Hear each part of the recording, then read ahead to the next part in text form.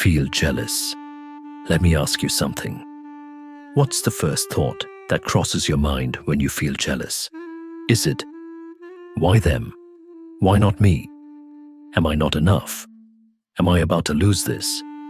Jealousy never walks in loudly. It slips in quietly. You're scrolling. You're chilling. You're at dinner. You're at work. And suddenly, something shifts inside you. A small contraction in your chest. A heat in your stomach. A thought you didn't invite. That's jealousy, beginning its psychological sequence. And today, we're breaking down that sequence. Not just what jealousy is, but what you think when it hits. Who you feel it toward. What your brain is signaling. And what its psychological signature looks like. Because jealousy isn't random emotion. It has a pattern. And once you understand the pattern, you stop being controlled by it. The first thought, I'm being replaced. At the core of jealousy is one primitive fear, replacement. When you feel jealous in a relationship, what are you really thinking? They might like someone else more. I might lose them. I'm not enough to keep them. Even if you don't say it out loud, that's the script running underneath. Psychologists define romantic jealousy as a complex emotional response to a perceived threat to a valued relationship. That word matters. Perceived. Your brain doesn't wait for proof. It reacts to possibility. Research published in journals like Emotion and Evolution and Human Behavior shows that jealousy activates brain regions associated with threat detection, especially the amygdala and anterior cingulate cortex, the same areas involved when you sense physical danger. So when your partner laughs a little too hard at someone else's joke, your nervous system doesn't calmly evaluate context. It fires, not because you're dramatic, because your brain reads social loss as survival loss. And here's the thing, romantic jealousy is not just about love, it's about attachment. Why some people spiral harder. According to attachment theory, originally developed by John Bowlby and later expanded by Mary Ainsworth, the way you bonded with caregivers shapes how you experience jealousy. If love felt secure and consistent growing up, jealousy feels manageable. If love felt unstable, sometimes warm, sometimes withdrawn, jealousy feels like panic. People with anxious attachment often think they're pulling away. I need to fix this. I need reassurance right now. People with avoidant attachment think, I don't care. I'm fine. But internally feel threatened and distance themselves to regain control. So jealousy doesn't hit everyone the same. It depends on your emotional blueprint. From whom do we get jealous?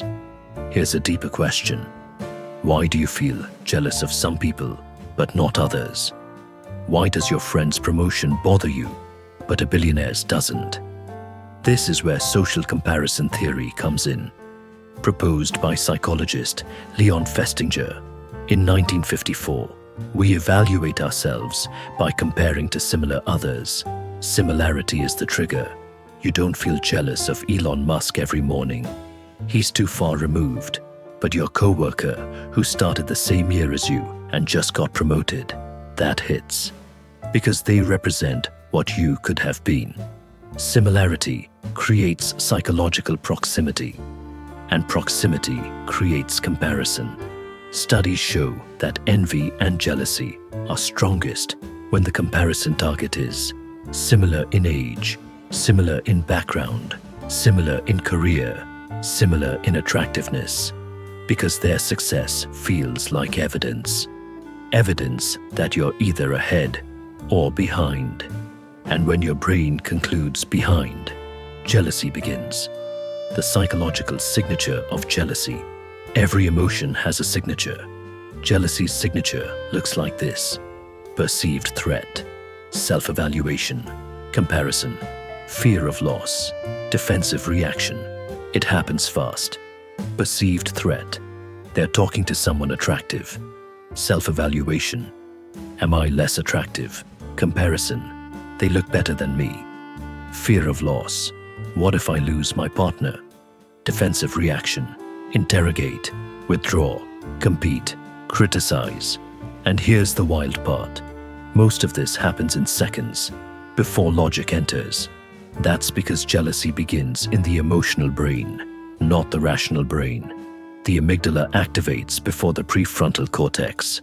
The rational decision-making part has time to calm things down. That's why you sometimes react first and regret later. What is your brain really signaling? When jealousy hits, your brain is not saying, hate them. It's saying, something you value feels threatened. Jealousy is a protection emotion. If you feel jealous of someone's money, your brain is signaling, security matters to you. If you feel jealous of someone's relationship, your brain is signaling, connection matters to you. If you feel jealous of someone's confidence, your brain is signaling, you want that power. Jealousy is desire mixed with insecurity. That's the formula. Desire plus insecurity equals jealousy. Without desire, there's no jealousy. Without insecurity, there's no pain. Relationship jealousy. Why it feels so intense. Romantic jealousy is one of the strongest forms.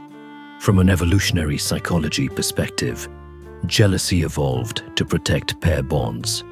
For men historically, sexual jealousy guarded paternity certainty. For women historically, emotional jealousy guarded resource investment. Research in evolutionary psychology has shown gender differences in how jealousy is triggered, though modern culture blurs those lines significantly. But what stays consistent is this. Jealousy is tied to fear of abandonment, and abandonment activates primal fear. Neuroscientist Naomi Eisenberger's research on social rejection found that social pain activates the same neural circuits as physical pain. So when you imagine being replaced, your brain experiences it as injury. That's why your chest tightens. That's why your stomach drops. That's why your mind starts racing with worst-case scenarios. It's not drama, it's neurobiology. Success and money, jealousy, the silent competition. Now, let's talk about something less romantic but equally powerful. Money jealousy. In American culture especially, success is visible. Cars, homes, travel, followers, investments. When someone your age buys a house and you're still renting, what thought shows up? I'm behind. That single sentence carries weight. Behind whom? Behind what timeline? According to whose rules? Jealousy in this context is tied to status anxiety. Sociologists and psychologists have discussed status competition for decades. Humans are hyper-aware of hierarchy. When someone in your circle levels up financially, your brain automatically recalculates your position, not consciously, automatically. And if your identity is heavily tied to achievement, that recalculation hurts. You might think, they had help, they got lucky. It's not that big of a deal. That's cognitive dissonance at work. When reality threatens your self-image, your brain reduces discomfort by adjusting the narrative. Instead of upgrading your habits, it protects your ego. But jealousy here is not evil. It's directional. It's pointing toward ambition. The question is whether you'll channel it into growth or resentment. When jealousy turns toxic, jealousy becomes toxic when it shifts from protection to control.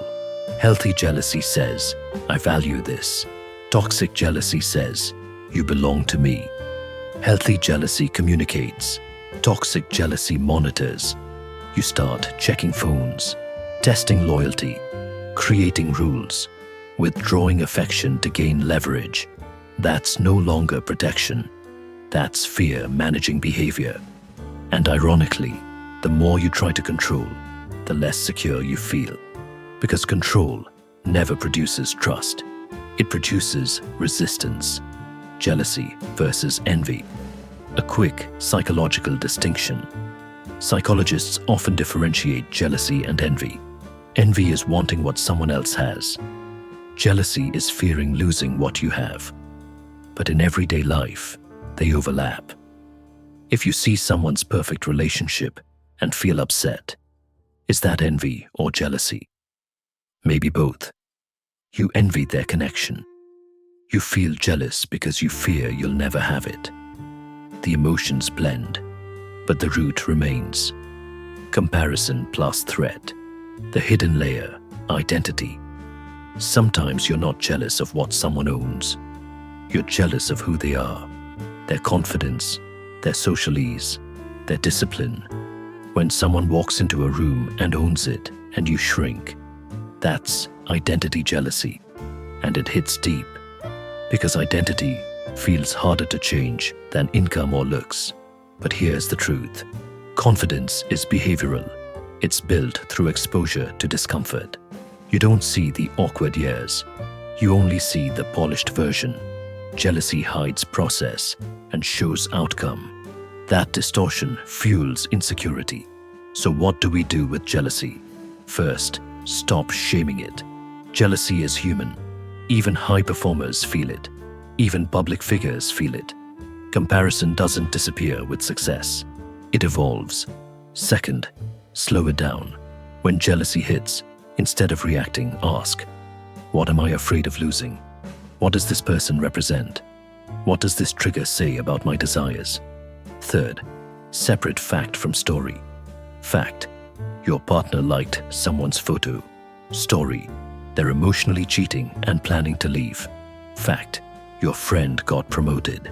Story, you'll never succeed. Jealousy thrives on story amplification. Clarity weakens it. The final psychological truth. Jealousy is not about them. It's about you, your fears, your attachment wounds, your ambition, your insecurity, your unmet potential. It is a mirror emotion, and mirrors can either motivate or disturb. If you ignore jealousy, it becomes resentment. If you obsess over it, it becomes control. If you study it, it becomes information. And that's the shift. Jealousy is not a flaw in your character. It's a signal from your nervous system saying, this matters to you. The real question is not whether you feel jealous. It's whether you let that signal turn into growth or destruction. Because in the end, jealousy doesn't define you. Your response does.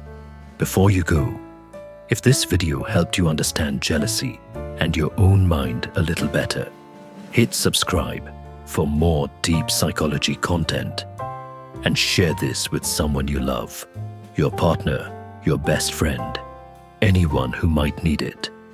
One insight can change a relationship. Let's grow together